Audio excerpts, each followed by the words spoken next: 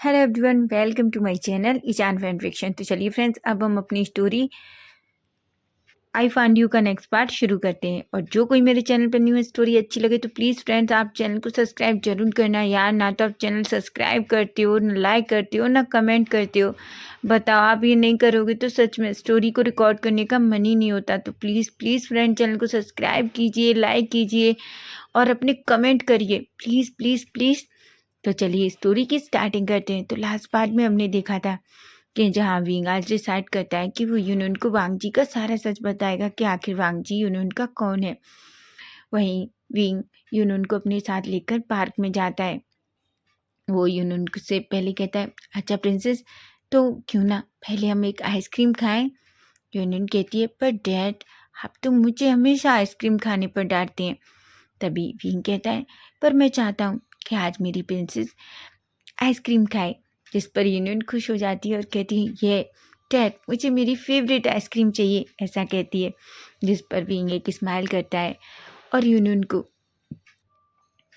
उसकी favourite ice cream दिलवाता है। यूनियन और विंग अपने अपने लिए एक आइसक्रीम लेते हैं। उसके बाद वो वहीं पार्क में एक बेंच पर बैठ जाते हैं।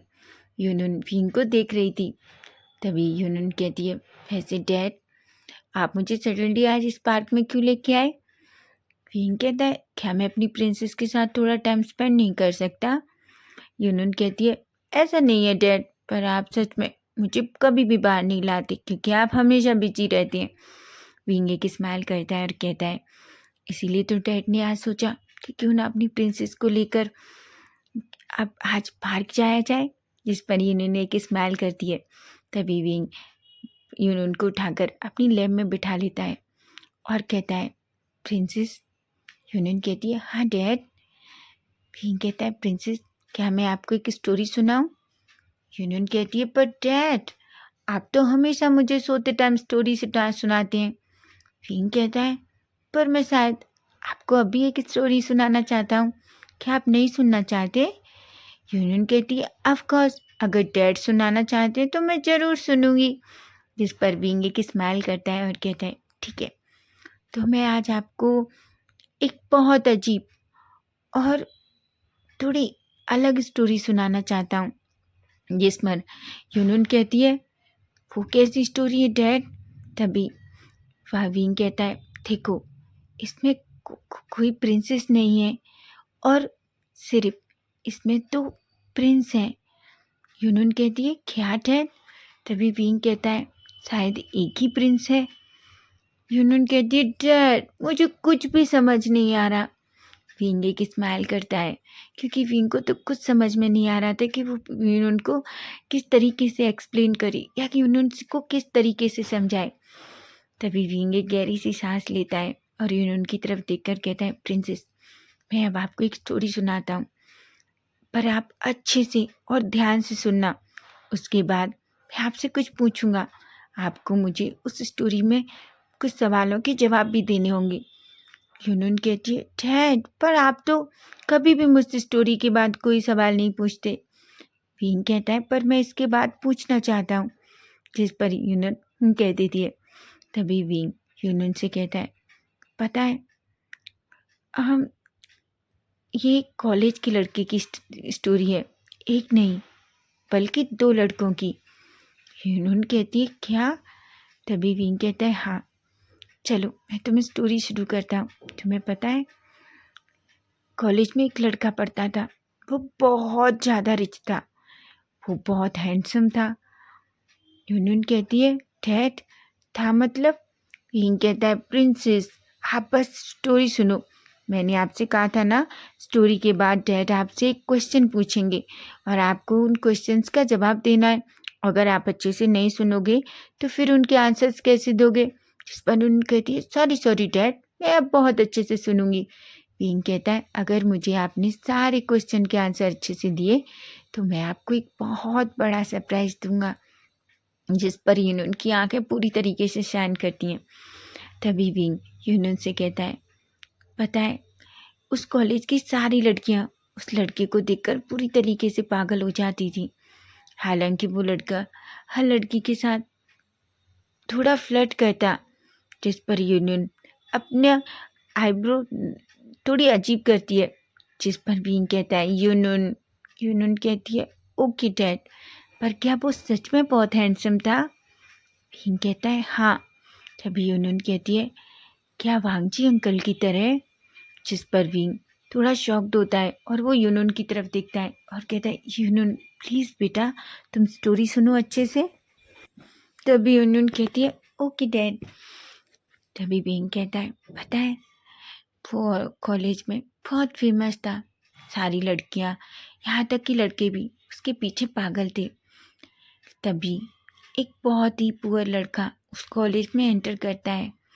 वो लड़का बड़ी मुश्किल से उस कॉलेज में पहुंचा था, हालांकि वो लड़का का कोई दोस्त नहीं था। इसलिए जब वो पुअर लड़का उस कॉलेज में पहुंचा तो उसने एक दोस्त बनाया जो बहुत अच्छा था। वो दोनों साथ में रहते थे। लेकिन तुम जानते हो वो जो रिच लड़का था ना, उस लड़के से एक दिन वो पुअर लड़का गलती से टकरा गया। तभी यूनुन जो विंग की तरफ ही देख रही थी, विंग कहता है यूनुन तुम्हें बहुत अच्छे से सुनना है। यूनुन कहती है ऑफ कोर्स डैड, मैं बहुत अच्छे से सुन रही हूँ। तभी विंग कहता है तुम्हें पता है जब वो गलती से उस लड़के से टकरा गया तो अचानक से उस रिच लड़के को वो पुअर लड़का बहुत पसंद आ गया। फिर उस रिच लड़के ने उस पुअर लड़के को फॉलो करना शुरू कर दिया। वो उस लड़के को कैसे भी अपना दोस्त बनाना चाहता था। यूनियन कहती है क्या?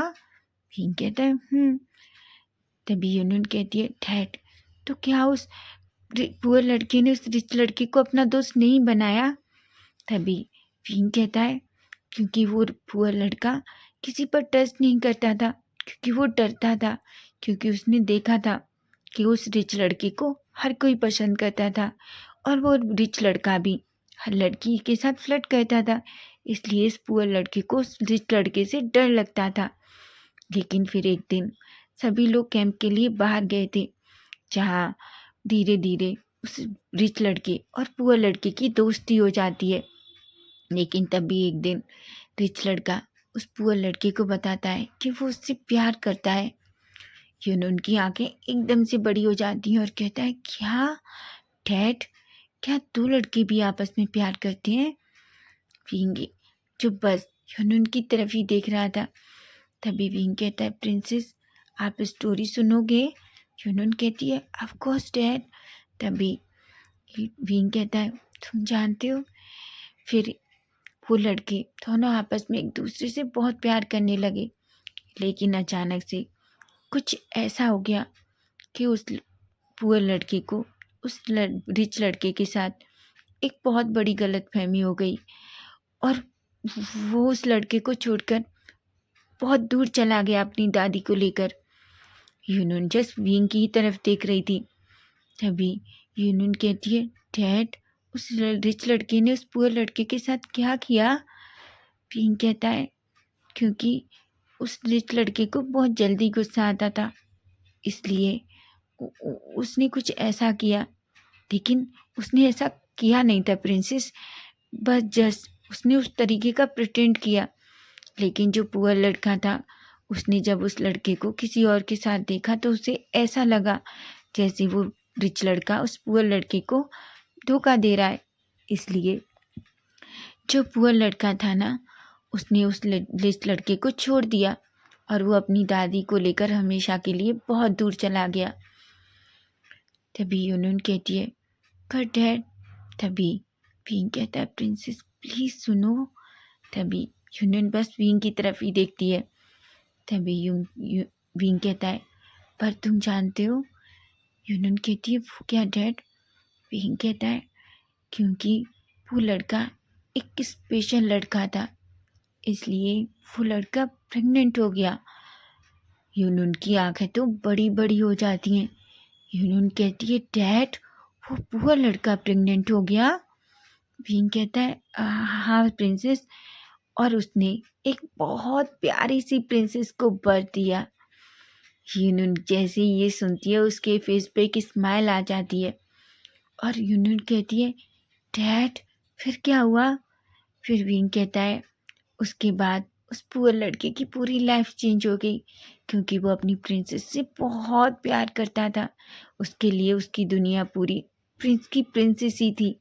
लेकिन एक दिन अचानक से वो जो रिच लड़का था ना, वो उनके सामने आ जाता है, क्योंकि उसने उस पुअर लड़के को बहुत ढूंढा और फाइनली एक दिन उसके सामने आ गया। यूनून कहती है, फिर क्या हुआ डैड? फिर कहता है, फिर इस रिच लड़के ने उस पुअर लड़के से बहुत सारा सॉरी बोला और उसे सच्चाई बताई कि उसने ऐसा कुछ भी नहीं किया था, जिस वजह से पुअर लड़के को मिसअंडरस्टैंडिंग हो गई थी। यूनून कहती है, फिर क्या हुआ डैड? तभी फिंग कहता है, पता है वो प्रिंसेस उसकी बेटी है कि उस रिच लड़के को पता चल गया और वो उस प्रिंसेस से बहुत प्यार करता है। यूनून कहती है, अब तो उनकी बहुत हैप्पी फैमिली होगी ना डैड? फिंग एक स्माइल करता है और कहता है, ऑफ कोर्स प्रिंसेस, उनकी बहुत हैप्पी फैमिली है। भी तभी यूनिन एक स्माइल करती है और बहुत खुश होती है और कहती है, ये तो बहुत अच्छी बात है। तभी विंग कहता है, यूनिन, अब मैं तुमसे कुछ सवाल पूछूंगा, क्या तुम मुझे उनके आंसर्स दोगे? यूनिन कहती है, ऑफ कोर्स डैड। विंग कहता है, अच्छा फर्स्ट मुझे ये बताओ, क्या उस पुअर लड़के ने उस रिच लड़के को छोड़कर गलत किया? यूनिन कहती है, ऑफ कोर्स डैड। उस पुअर लड़के को पहले रिच लड़के से बात करनी चाहिए थी, उससे पूछना चाहिए था कि उसने ऐसा क्यों किया। अगर वो वहीं अपनी उस प्रॉब्लम को सॉल्व कर देता तो उसके साथ इतना कुछ नहीं होता, उसे उस लड़के को छोड़कर नहीं जाना पड़ता। जिस पर विंग एक स्माइल करता है और कहता है, मेरी प्रिंसेस ने सही कहा। तभी विंग कहता है, अच्छा वो लड़का जब वापस आया तो जब उसे पता चला कि उसने ऐसा कुछ भी नहीं किया, तो पुअर लड़के ने उस रिच लड़के को माफ़ कर दिया। लेकिन उस प्रिंसेस को जब पता चला कि वो उसका डैड है, तो उसे बहुत खुशी हुई। लेकिन प्रिंसेस, मैं आपसे एक बात पूछूं? यूनून कहती है, ऑफ कोर्स डैड। फिंग कहता है, प्रिंसेस क्या हो अगर आपकी कभी कोई माँ ना हो, सिर्फ आपके 2 डैड हो? यूनून जैसे ये सुनती है, वो विंग की तरफ देखती है। वो कहती है, क्या? विंग कहता है, ऑफ कोर्स प्रिंसेस, मुझे एक बात बताओ, अगर क्या हो कि आपकी कभी कोई माँ ना हो, सिर्फ आपके 2 डैडी हों जैसे उस प्रिंसेस के थे? यूनून को कुछ भी समझ नहीं आ रहा था।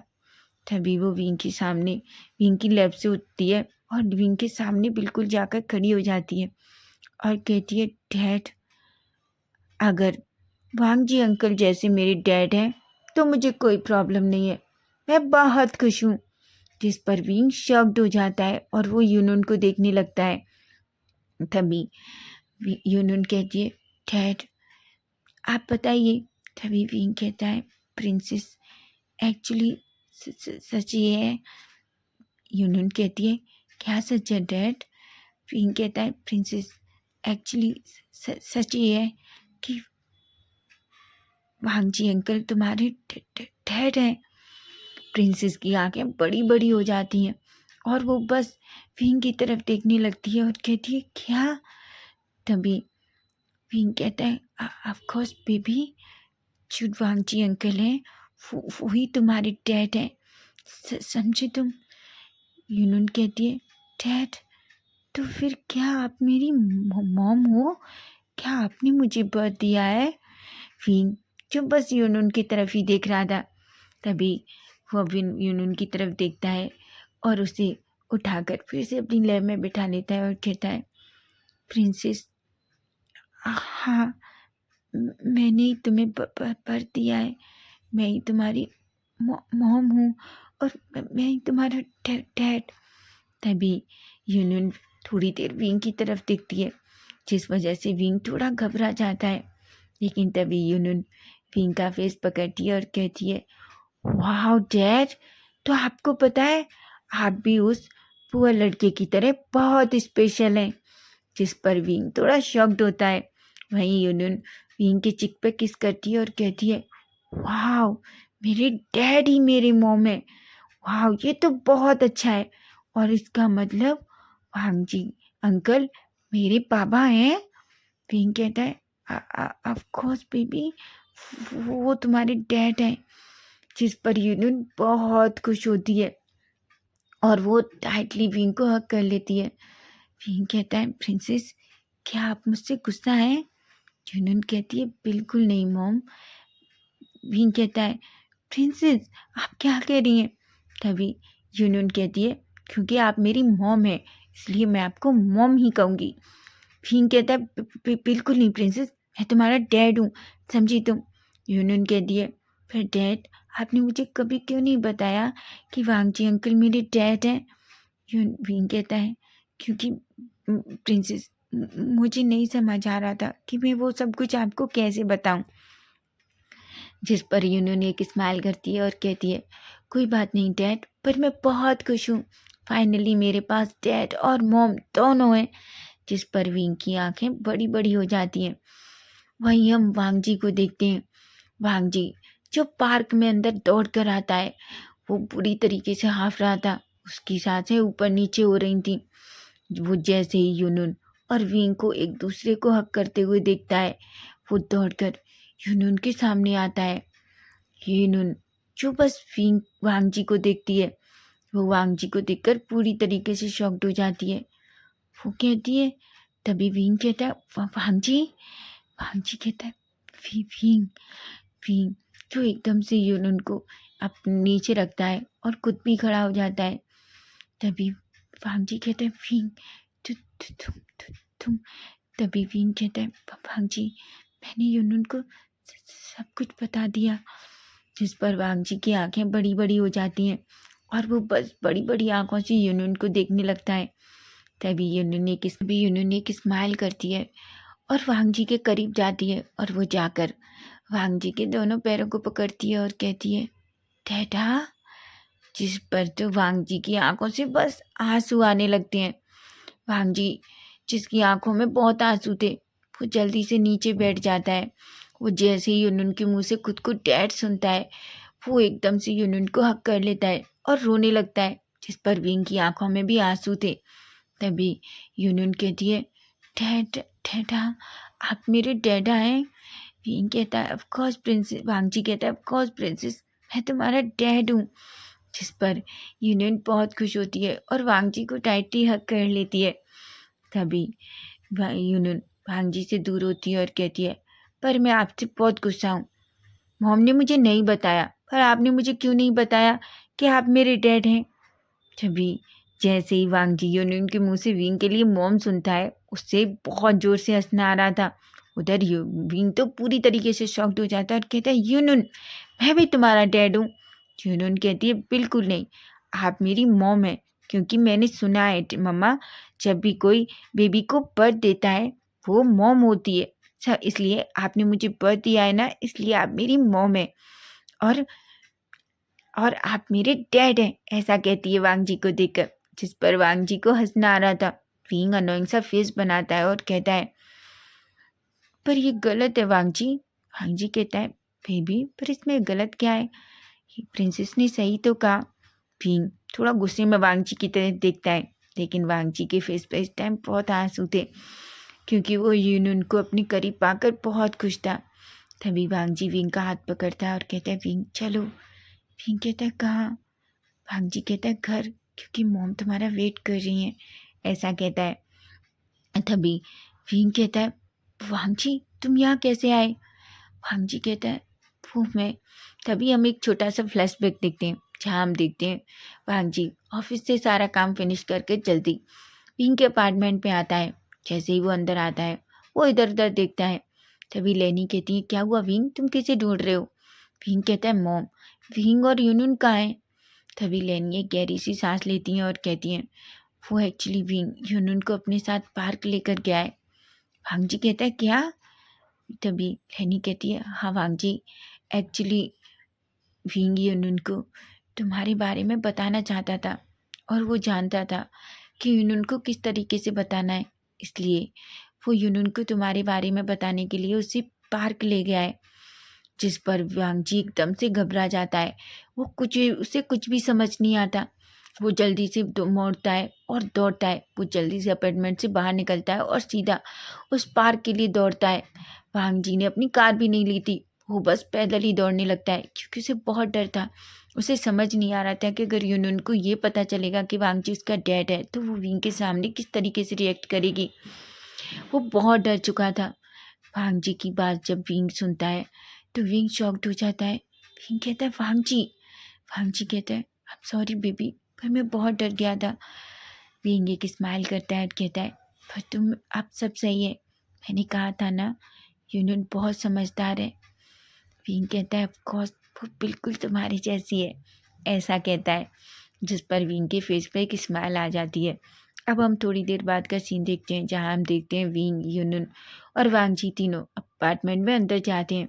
लेनी जो बहुत घबराई हुई थी, जैसे ही वो यूनून को विंग की गोदी में, वांग जी की गोदी में देखती है, वो बहुत खुश हो जाती है। लेनी कहती है तुम तीनों।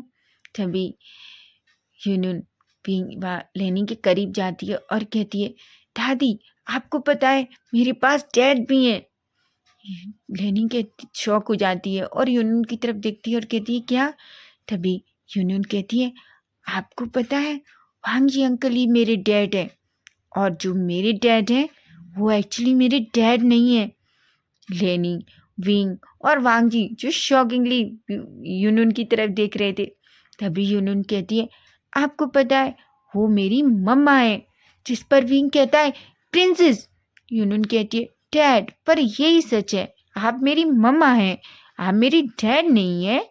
जिस पर लेनी और वांग जी दोनों हंसने लगते हैं। विंग जिसे थोड़ा गुस्सा आता है वो अपना पैर वहीं पटकता है और सीधा अपने रूम में चला जाता है। वांग जी लेनी की तरफ देखता है और कहता है मॉम मैं थोड़ी देर में आता हूँ। ऐसा कहकर वो सीधा विंग के रूम में चला जाता है। विंग जो गुस्से में अपने बेड के सामने खड़ा हुआ था, वो अपने मन में कहता है आखिर यूनियन मेरे साथ ऐसा कैसे कर सकती है, वो मुझे मॉम कैसे कह सकती है, मैं लड़की नहीं हूँ। अचानक से उसे फील होता है कि उसे किसी ने बैकअप कर रखा है। विंग लेकिन जो वांग जी की खुशबू से ही वांग जी को पहचान जाता है। तभी वांग जी कहता है विंग क्या हुआ। विंग कहता है वांग जी पर यह तो अच्छी बात नहीं है, यूनियन मुझे मॉम कैसे कह सकती है, मैं लड़की नहीं हूँ। वांग जी तभी विंग के नेक में एक छोटा सा किस करता है और कहता है पर बेबी तुम्हें पता है तुम एक वुमेन से भी ज़्यादा ब्यूटीफुल हो, तुम्हें पता है तुम कितनी ब्यूटीफुल हो। मैं जब भी तुम्हें देखता हूँ तो मैं खुद को कंट्रोल कितनी मुश्किल से कर रहा हूँ तुम्हें पता भी नहीं है। विंग जिसकी आंखें बड़ी बड़ी हो जाती हैं और वो अचानक से वांग जी की तरफ मुड़ता है और कहते हैं वांग जी जिसके फेस पे एक स्माइल आती है और वो विंग का फेस पकड़ता है और विंग के लिप्स को कैप्चर कर लेता है। वो विंग को बहुत ही डीपली किस करने लगता है। थोड़ी देर बाद विंग भी वांग जी को किस का रिस्पॉन्स करता है। दोनों एक थोड़ी देर तक एक दूसरे को बहुत ही पैशनेट किस करते हैं, बहुत ही डीप किस करते हैं। वांग जी विंग के लोअर लिप को सक करता है, लिक करता है और उस पर छोटा सा बाइट करता है। जिस पर विंग अचानक अपनी माउथ से थोड़ी आवाज़ निकालता है, जिस पर विंग अचानक से वांग जी के लिप्स को छोड़ देता है और उसके फेस पे एक स्माइल आ जाती है। विंग कहता है तुम सच बताओ क्या तुम अपने पिछले जन्म में डॉगी थे। तभी वांग जी कहते हैं क्यों बेबी। विंग कहता है क्योंकि तुम मुझे बहुत काटते हो, तुम मुझे इतना बाइट क्यों करते हो। वांग जी एक स्माइल करता है और कहता है क्योंकि तुम बहुत डिलीशियस हो, तुम्हें पता है मैं तो तुम्हें पूरा टाइम इस तरीके से बाइट कर सकता हूँ। विंग कहता है सेमलेस। तभी वांग जी विंग को अपनी तरफ खींचता है और उससे बिल्कुल अपनी चेस्ट से लगा लेता है। विंग कहता है वांग जी कहता है thank you so much wing. Wing कहता है किस लिए। वांग जी कहता है यूनियन को इतना कुछ बताने के लिए और इतना अच्छे से समझाने के लिए, और हाँ मुझे इतनी बड़ी खुशी देने के लिए। तुम जानती हो जब भी यूनियन मुझे डैड कहती थी, अंकल कहती थी तो मुझे कितना बुरा फील होता था, लेकिन जब उसने मुझे डैड कहा तो मैं कितना खुश था, मैं तुम्हें बता भी नहीं सकता कि मैं कितना खुश हूँ। इस पर विंग एक स्माइल करता है और कहता है पर वांग जी मैं मॉम नहीं हूँ। विंग वांग जी एक स्माइल करता है और कहता है बेबी पर तुम सच में मॉम हो, ऐसा कहता है और जोर जोर से हंसने लगता है, जिस पर विंग वांग जी को धीरे से पुश करता है और उस पर जोर से चिल्लाता है। वांग जी एक स्माइल करता है और सीधा रूम से बाहर चला जाता है। तो फ्रेंड्स, नेक्स्ट पार्ट इसका हम कल देखेंगे कि कल क्या होगा। क्या विंग अब वांग जी के साथ चाइना वापस जाएगा? आखिर वो चाइना वापस जाकर वांग जी को उसके दोस्तों से कैसे मिलाएगा? अगर आपको स्टोरी अच्छी लगी तो प्लीज़ चैनल को सब्सक्राइब जरूर करना, लाइक करना और कमेंट के थ्रू मुझे ज़रूर बताना कि आज का पार्ट आपको कैसा लगा है। Bye bye, take care.